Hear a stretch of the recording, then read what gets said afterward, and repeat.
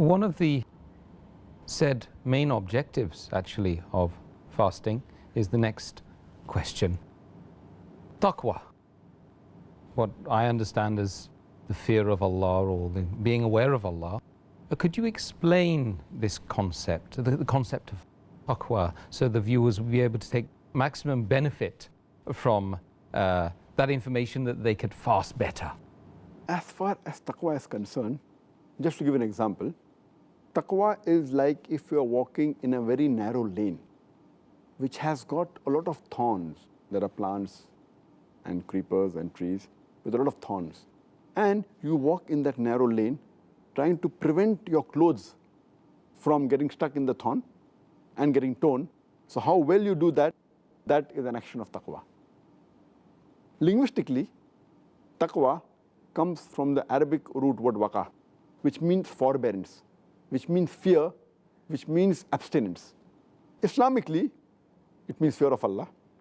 Islamically, taqwa is the state of the heart of a human being and the consciousness of Allah subhanahu wa ta'ala. The consciousness of His presence and of His knowledge, which makes him do the righteous deeds. And it prevents him from doing things which are haram and makes him pious. That is the reason taqwa, if you translate one word, people translate as God consciousness or Allah's consciousness. It's translated as piety, it's translated as righteousness, in short. And taqwa, actually, as the beloved Prophet said, it is a shield. And taqwa is a shield which prevents you from the hellfire, and it prevents you from the punishment of Allah subhanahu wa ta'ala.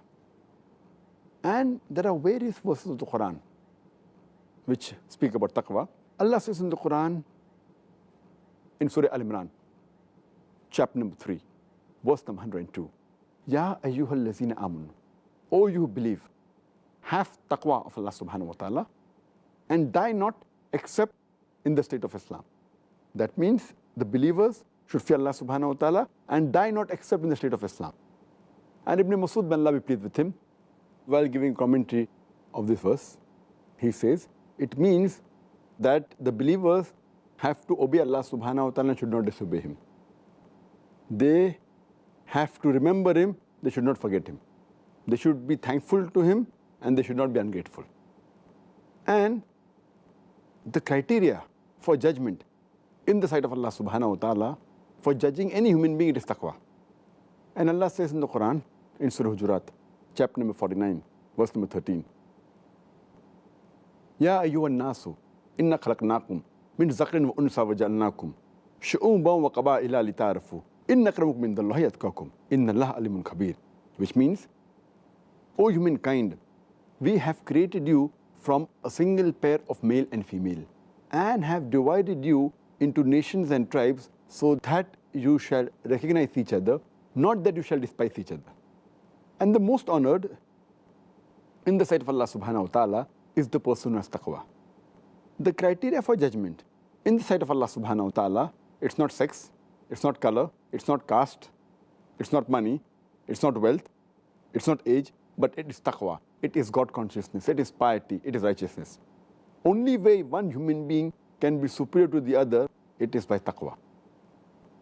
And our beloved Prophet Muhammad, he used to always encourage the Sahaba, and he always gave guidance to his companions that they should increase in taqwa.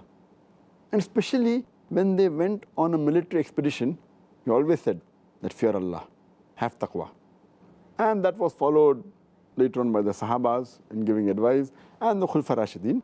And we also have a hadith of Hazrat Umar, may Allah be pleased with him. He told his son Abdullah, may Allah be pleased with him, that have taqwa and fear Allah. And he said, you fear Allah and He will protect you. Have taqwa of Allah and He will protect you.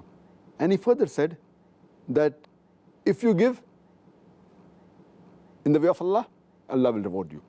And if you thank Allah, He will increase. Here we realize that there are many verses in the Quran which Allah gives us guidance about taqwa. For example, Allah says that taqwa is the criteria for a person to acquire righteousness. and Allah to accept your deeds. Allah says in the Quran in Surah Ahzab, chapter number 33, verse number 70 and 71, Ya ayyuhal lazina amanu, O you believe, have taqwa of Allah, fear Allah, and those who obey Allah and His Messenger, they are the people who will achieve a great reward, would have reached a higher achievement. And Allah gives a similar message in Surah Ma'idah, chapter number 5, verse number 27, where Allah says that Allah subhanahu wa ta'ala accepts the acts of those who are muttaqoon, those who fear Allah. That means Allah subhanahu wa ta'ala accepts the deeds of the people who have taqwa.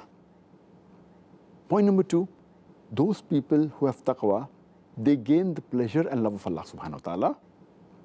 As Allah says in Surah Hujurat, chapter 49, verse number 13, that the most honorable in the sight of Allah is the person who has taqwa.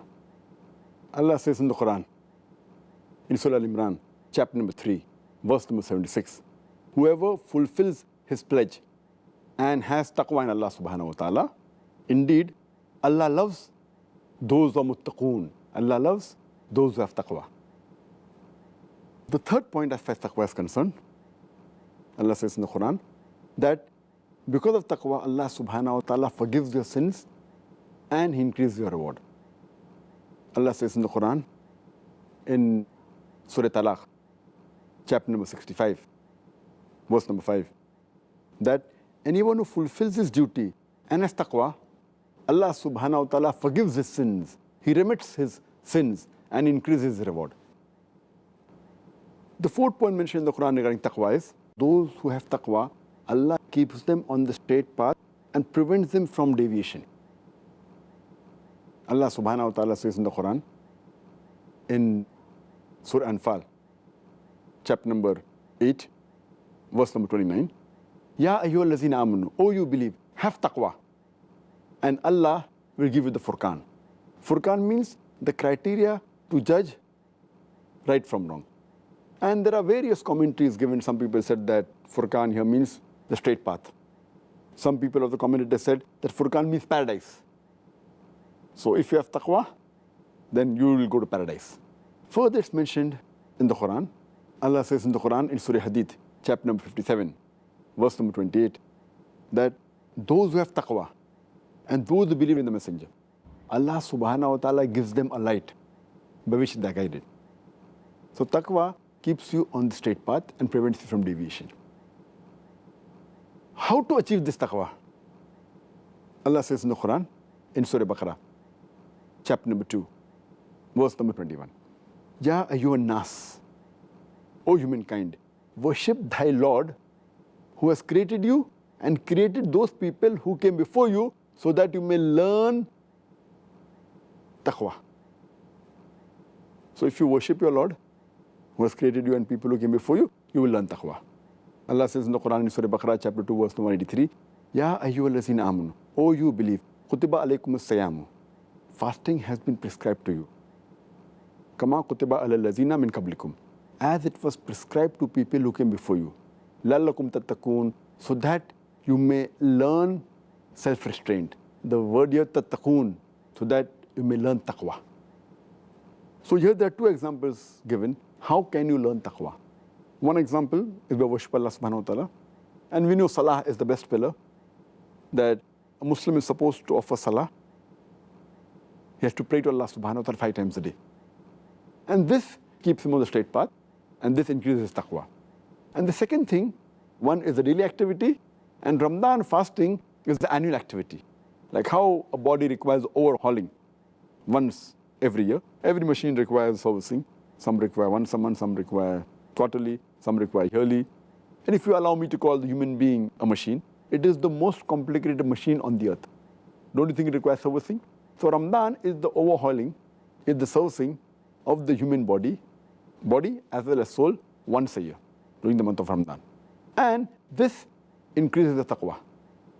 It increases your God consciousness, righteousness, piety, as we discussed in all these days. And I'll let you give an example. There was a Sahaba, when Ramadan was coming, Makkah used to be very hot. So he is traveling towards Taif just a couple of days before Ramadan. And there's a Bedouin who's traveling the opposite direction from Taif to Makkah.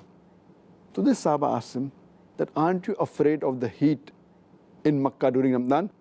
So he says, I am running away from the hellfire. So that was his taqwa. So that gives an example of taqwa. Who is most righteous? Allah says in Surah Hajj, chapter number 22, verse number 32, whoever honors the symbols of Allah subhanahu wa ta'ala, he is the person who has taqwa.